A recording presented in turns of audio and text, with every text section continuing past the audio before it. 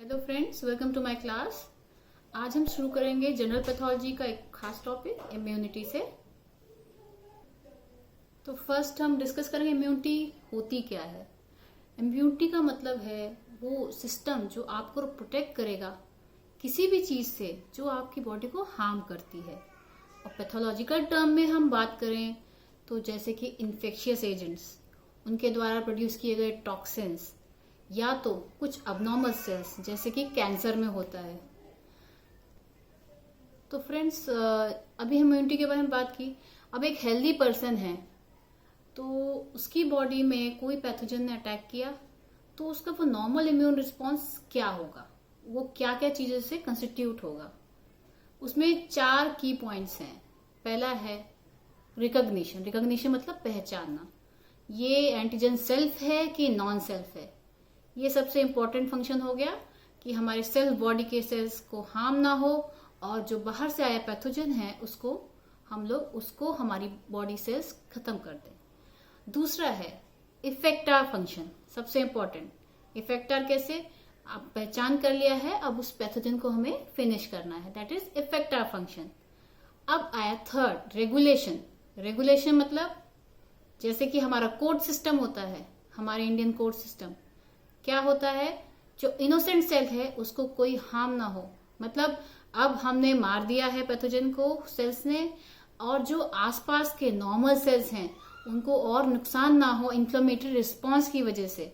तो एक लेवल पे हमें इम्यून सिस्टम को, इम्यून एक्टिविटी को रोकना है और उसे रेगुलेट करना है। तो ये भी इंपॉर्टेंट हो गया। फोर्थ हो गया मेमोरी सेल्स। मेमोरी सेल्स मतलब नेक्स्ट बार वही पैथोजन अगर आपकी बॉडी में आता है तो आपकी बॉडी एक अच्छा सा स्ट्रॉन्ग रिस्पॉन्स प्रोड्यूस करेगी विदाउट एनी टाइम वेस्टेज, और उस पैथोजन को वहीं का वहीं फास्ट फिनिश कर देगी। तो फ्रेंड्स, जैसे कि मैंने डिस्कस कर दिया, इम्यूनिटी की डेफिनेशन क्या हो जाएगी, protection from infectious agents, their toxins and abnormal cells. और नॉर्मल इम्यून रिस्पॉन्स में क्या क्या होगा, 4 पॉइंट्स। रिकॉग्निशन, एंटीजन का डिस्क्रिमिनेट करना है सेल्फ या नॉन सेल्फ है। Effector functions, regulation and memory. Antigen के बारे में आपको बता दूं, जैसे कि नाम है एंटीजन। एंटी मतलब एंटीबॉडी जनरेटिंग एंटीजन, ठीक है। इसका मतलब ये भी हुआ कि हमारे सेल्फ सेल्स में भी कुछ एंटीजन होते हैं एंड नॉन सेल्फ सेल्स में भी एंटीजन होते हैं। सेल्फ में जैसे MHC के 1 और 2 क्लास होती है, जिसके बारे में आगे डिस्कस करूंगी नेक्स्ट क्लासेस में, ठीक है। अब हम स्टार्ट करते हैं इम्यूनिटी के टाइप से। टाइप हमारे 2 टाइप के होते हैं, 2 टाइप्स की इम्यूनिटी होती है। पहला है इन्नेट इम्यूनिटी। इन्नेट मतलब जब हम बॉर्न हुए तब से हमारी बॉडी में जो होती है उसे कहते हैं इन्नेट इम्यूनिटी या नेचुरल या नेटिव इम्यूनिटी, जो आपकी बॉडी में है इनबॉर्न। और ये फर्स्ट लाइन ऑफ डिफेंस होता है। सबसे इंपॉर्टेंट ये रैपिड रिस्पॉन्स होता है, जो सबसे पहले घुसेगा दुश्मन या आप जो बोलेंगे एनिमी, वो सबसे पहले इसे फेस करेगा। सेकेंड टाइप है अडेप्टिव इम्यूनिटी। जैसे कि हम थ्रू आउट ईयर लर्न करते हैं, वैसे आपकी बॉडी की इम्यून सेल्स लर्निंग प्रोसेस में जाते हैं जब वो एक बार बाहर की दुनिया में आते हैं। जैसे जैसे उन्हें नए नए पैथोजेंस मिलते हैं वो नई नई टाइप की लर्निंग करते हैं, और इसे कहते हैं एक्वायर्ड और स्पेसिफिक इम्यूनिटी। इसका मतलब क्या है, किसी एक पैथोजन के लिए अगर उनमें इम्यूनिटी डेवलप हो रही है, मेमोरी सेल्स क्रिएट हो रहे हैं, तो वो स्पेसिफिक इम्यूनिटी हो गई। सो डेवलप्स आफ्टर द एक्सपोजर। उसके बाद नेक्स्ट पॉइंट, अब हम स्टार्ट करते हैं इनेट इम्यूनिटी के कंपोनेंट्स से। कंपोनेंट्स में आप ध्यान रखिए, सबसे पहले आता है एपिथेलियम, एपिथेलिया।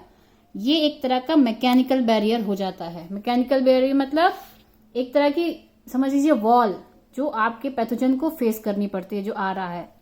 साथ ही साथ बाई चांस वो उसको भी ब्रीच कर पा रहा है, तभी आगे के इम्यून सिस्टम डेवलप फेस करेंगे उसे और वो एक्टिवेट होंगे।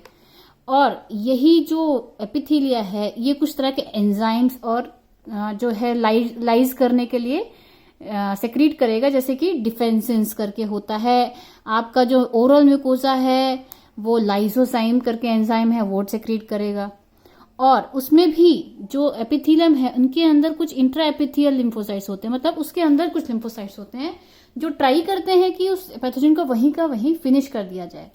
पर अब इससे ब्रीच कर जाएगा तो अपनी सेकेंड लाइन इम्यूनिटी आ जाएगी, अडेप्टिव इम्यूनिटी आ जाएगी। नेक्स्ट है मोनोसाइट्स एंड न्यूट्रोफिल्स। ये जो प्राइमरी सेल्स हैं ये जहां इन्फ्लेमेशन हुआ या इन्फेक्शन हुआ वहां ये आराम से साइट पे पहुंच जाते हैं, रिक्रूट किए जाते हैं। और इनको रिक्रूट करने में कुछ केमिकल मीडिएटर्स का भी यूज होता है, जो एक तरह का समझ लीजिए इनका इम्यून सिस्टम का टेलीफोन हो गया। मतलब अगर आप जैसे आप अकेले पड़ गए तो आपने फोन कर लिया अपने फ्रेंड्स को, तो यहाँ पे क्या होगा, 1-2 लिम्फोसाइट होंगे, वो फोन कर लेंगे, कैसे, मीडिएटर्स को बुला लेंगे, वो सारे इकट्ठा हो जाएंगे।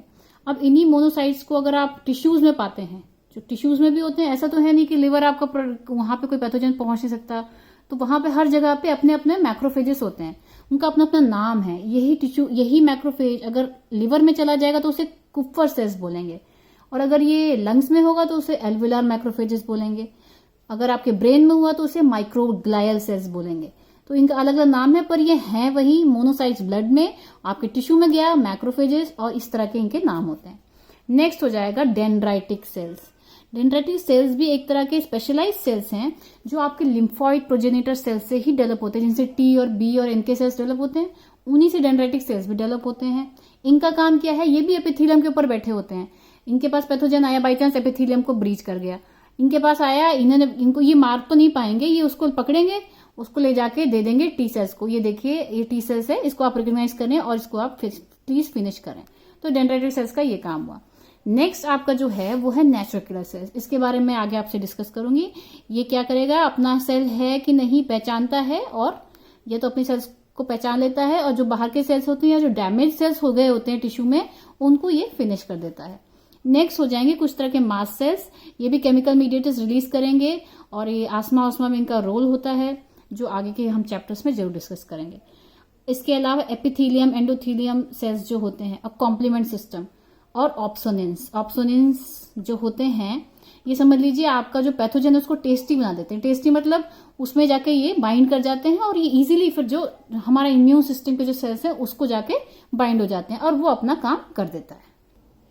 तो फ्रेंड्स, अब मैं एक बार मैक्रोफेजेस के बारे में बात करूंगी। हालांकि इसके बारे में इन्फ्लेमेशन चैप्टर में ज्यादा दिया गया है, बट ये इंटरलिंक्ड है, तो मैंने इस बारे में यहाँ डिस्कस किया है। जो मैक्रोफेजेस हैं ये एक्टिवेट किए जाते हैं बाय 2 पाथवेज, और 2 पाथवेज इनका है, क्लासिकल मैक्रोफेज एक्टिवेशन एंड दूसरा है alternate macrophage activation, M1 M2।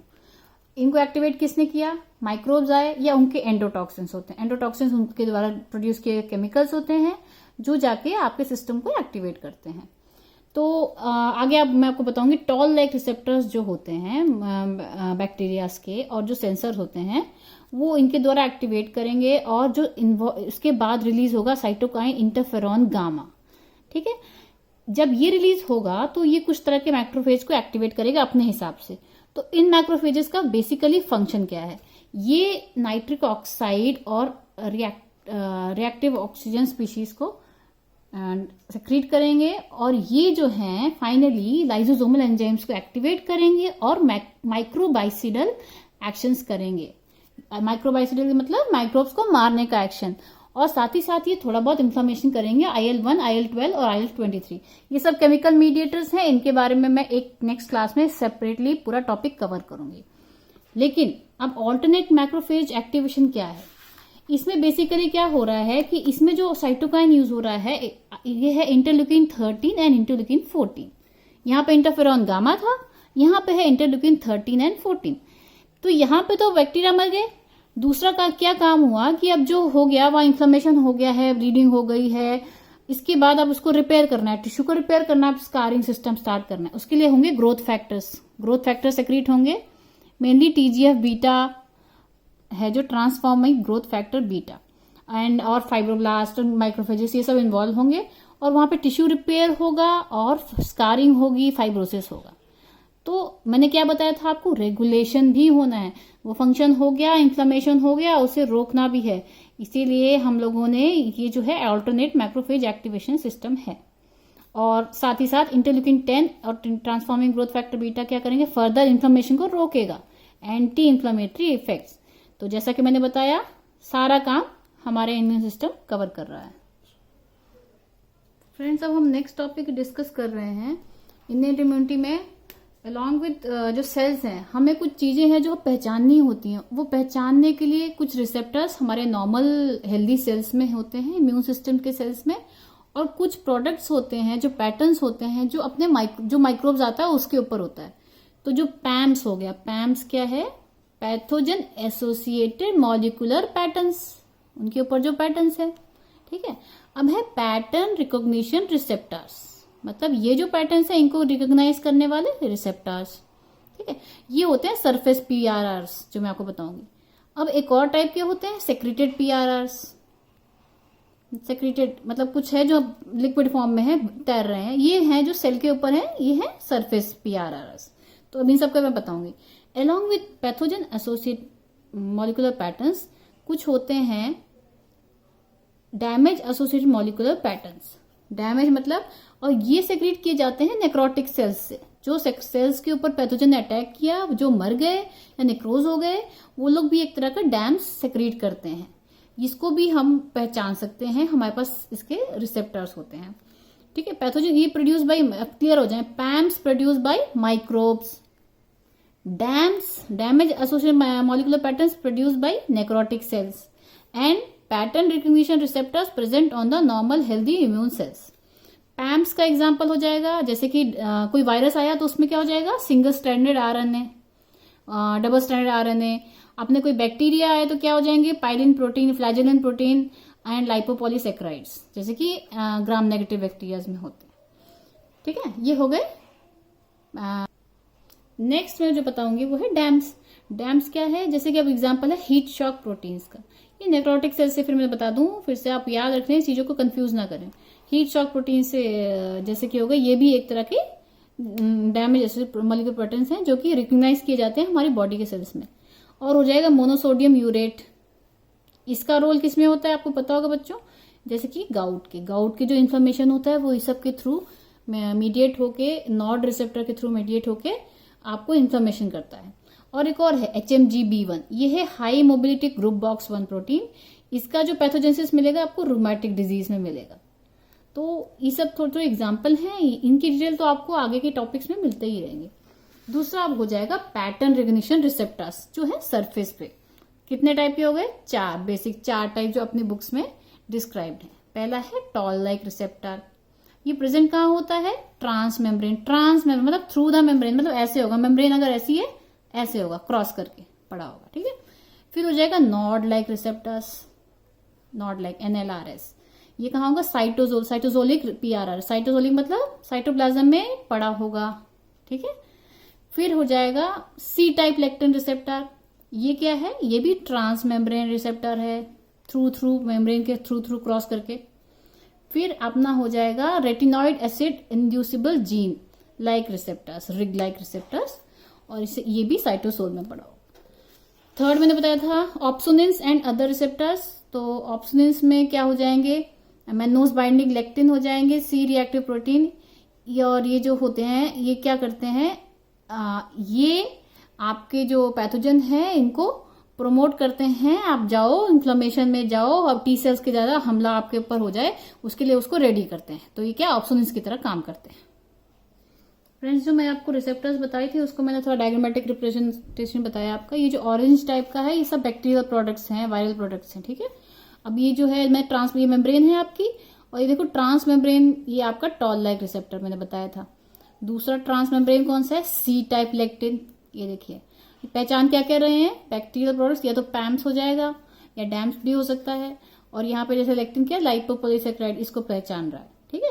ये यहाँ पहचानेगा, रिएक्शन लेगा, इसको अंदर डालेगा और आगे प्रोसेस होगा। अब आ जाओ साइटोसोल पे। साइटोसोल में 2 रिसेप्टर मैंने बताया था, क्या, नॉड लाइक रिसेप्टर, ठीक है। ये देखिए बैक्टीरियल के पैम्स या डैम्स, या खुद बैक्टीरिया का कोई प्रोडक्ट यहाँ पे ज्वाइन किया।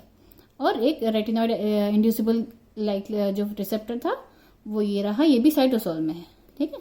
और आपका दूसरा जो टॉल लाइक रिसेप्टर है आपके एंडोसोम्स जो होते हैं, जिसमें एंजाइम्स होते हैं, वहां पे भी ऐसे मेम्ब्रेन है। और ये देखिए वायरल प्रोटीन है, उसके साथ ये अटैच हो रहा है।